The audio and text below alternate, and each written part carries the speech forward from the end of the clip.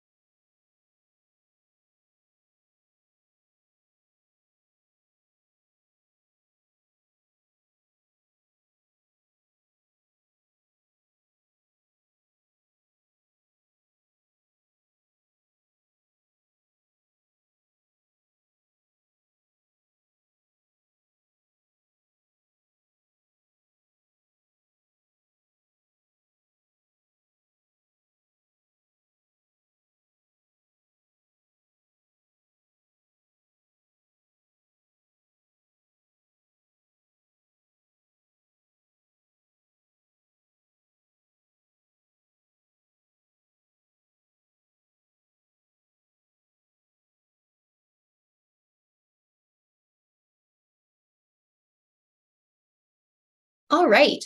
So we're hoping that you had some expectations about this. I know I definitely did after seeing all the different publications that were using ERIC and the recommendations to use ERIC. I was expecting to see pretty high overlap. So let's move into our preliminary findings and implications. And this here is the overlap that we have seen so far. You will notice right away that these databases are more different than they are alike. And that was really surprising to us. You will also notice that there are some little approximation signs between each percentage, and that's because while we have done a lot of manual data cleaning, these numbers are approximations and they still could change about 1% or 2% when we're finished going through the rest of the data.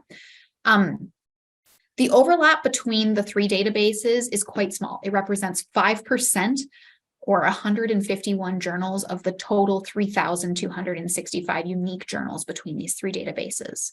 The overlap between Education Source and ERIC is about 8% or 267 journals. The overlap between Education Source and Educator Reference Complete is about 7% or 232 journals. Overlap between ERIC and Education Reference Complete is only about 3% or 97 journals. What this means overall is that any source of overlap is only about 23%, and the other 77% of titles in these three databases are entirely unique to each one of these databases. So some initial observations and implications for our analysis is that this has implications for evidence synthesis in terms of literature reviews. You need more than one database for evidence synthesis to be thorough, and likely all three. And then for collections, thinking about what databases we're going to offer for our patrons, you may only be able to offer one database, but you may need to consider what that means your patrons are missing out on, given that these databases are more different than they are alike. And then finally, for vendors, vendors can consider how their product differs from other products that are available to libraries, and whether there's a niche they can fill, and how to differentiate themselves from other vendors. So we are not immune to the fact that this study certainly has some limitations, but we would like to also point out that in the education field, the database coverage overlap hasn't been assessed since 1991 to the extent that we could determine this. So we focused on, in this initial work, 3 core discipline specific databases and excluded aggregator databases, which are certainly big players in this modern research age and would absolutely be something we're interested in looking at in the future, especially now that we've seen that the core databases that we've identified in the education field are quite different in their coverage. So we also looked at journals at the title level, and that excluded other sort of gray literature content that exists in these databases, with the exception of trade publications, which were included in this analysis. We also at this point have not looked at coverage timelines. So we're just comparing the titles directly. And it could be that things are a little bit more disparate or a little bit closer depending on those coverage timelines. We don't know yet. Also, we didn't go through and individually verify the titles. As we mentioned earlier, we did rely on the lists provided by the vendors. However, they do keep these lists fairly up to date. And in fact, in the process of our manual verification processes, we did find a few items that had been moved into or out of a database in the time between when we had initially downloaded the title lists and now. So our overall next step is to take the comparison by looking at subject coverage of the journal article titles using ERIC's 17 predefined topic areas in education, because that will also give us a sense of some of the alignment or differences if people are researching certain areas of education because it is such a large field. All right. So that's it for our preliminary findings. As you can see, we're still working through this and there's a whole nother step coming in our research process, but we wanted to spend the remainder of time today talking about evidence synthesis methods that are currently being used in education. And we want to place some of the findings that we have within the context of these existing and already published products. So if you'd like to join us, we're going to be using a Jamboard, and it's a little different because this is a pre-recorded presentation. So we're going to be doing some like off muting and moving to chat. But if you can join us over on the Google Jamboard at go.niu.edu/Eric, that would be great. And then we're going to be talking through 2 different examples of evidence synthesis methods and thinking about them in light of what we found here. So to prepare you for analyzing the upcoming examples of synthesis methods in education, we just want to share that you should be looking for articles to list the databases that were searched. The method section should employ several different databases for thorough coverage, and the keywords should be provided, which were used in each database, and a variety of keywords or controlled vocabulary terms are useful to expand the search and hit all of the possible synonyms for a research topic. So as you consider synthesis method A, take a look and see what kind of limitations you see in this method and what would you advise to this author to improve their synthesis method. We are going to mute ourselves for a couple minutes and we're going to engage with you through the Google Jamboard and the chat.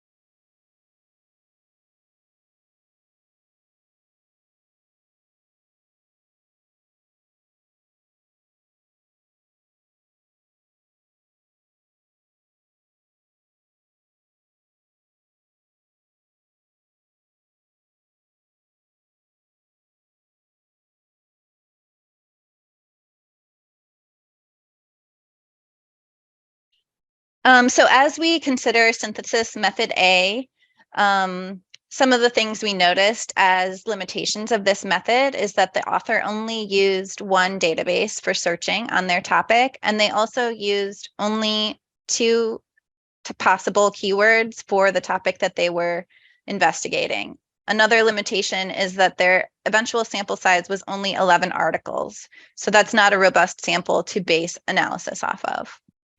So here we are looking at second synthesis method, method B. So we invite you to join us on the Jamboard to share your thoughts on this approach.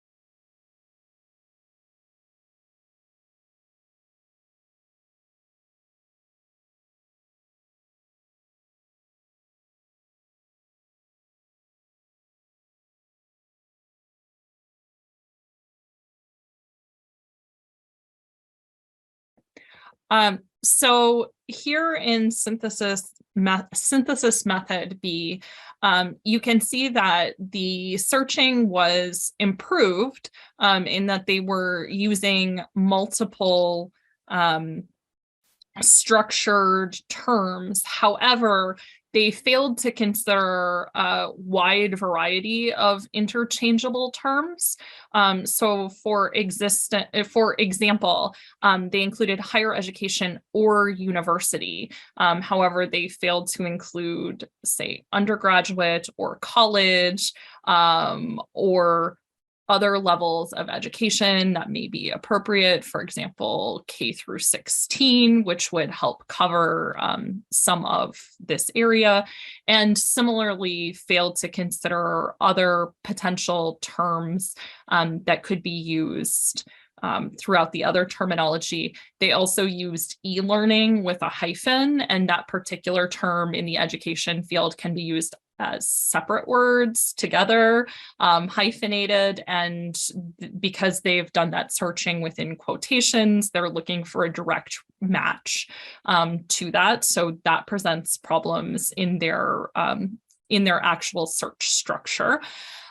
They also looked just in 2 aggregate databases, Web of Science and Scopus, and failed to consider a disciplinary database in the field of education at all.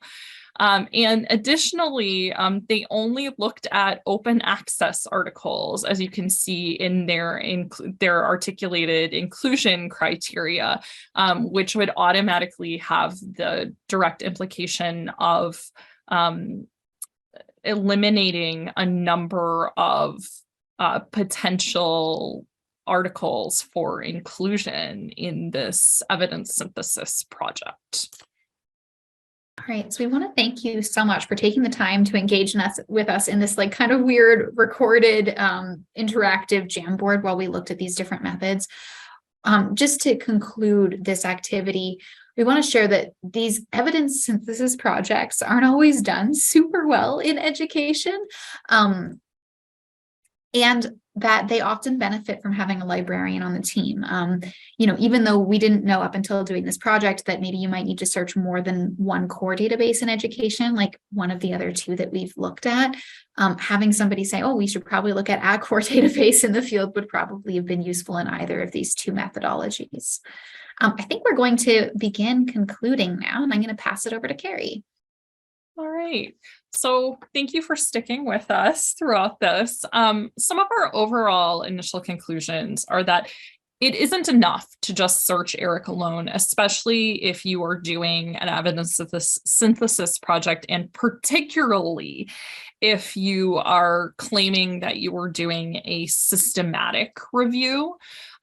This isn't sufficient. And so I think we need to question as a field why that has been the articulated approach that many individuals are using when they're engaging in evidence synthesis. And this is particularly important because in the education field, it's very common to have scholars who studied in other fields who then are, because of functions that they have, for instance, a teaching professorship, they might actually be doing educational research. And so they don't necessarily have that particular background in the first place. The second thing that we're seeing is overall, there is a need for more robust structured searches across databases for evidence synthesis in education. And that our methods, even though in the social sciences are going to be different than the health sciences, there is absolutely a need to consider how we are porting these methods over from the health sciences in a more consistent and robust manner than we are at present. And I think this also has some significant implications, as we mentioned earlier, for collections issues, because there are many, many institutions for whom ERIC is the only education database that they provide, usually due to cost considerations. And reality-wise, we can now see that it's not sufficient even from a collections perspective, especially if you are at an institution with strong education programs, to only provide ERIC as the education database that's available. You're missing a lot of really key pieces. And hopefully in future research, we'll be able to talk a little bit about what those subcategories of education are that you are missing out on by only providing access to ERIC. So with that, we have some references, and we are happy to take your questions on the chat for the Q&A portion. Thank you so much.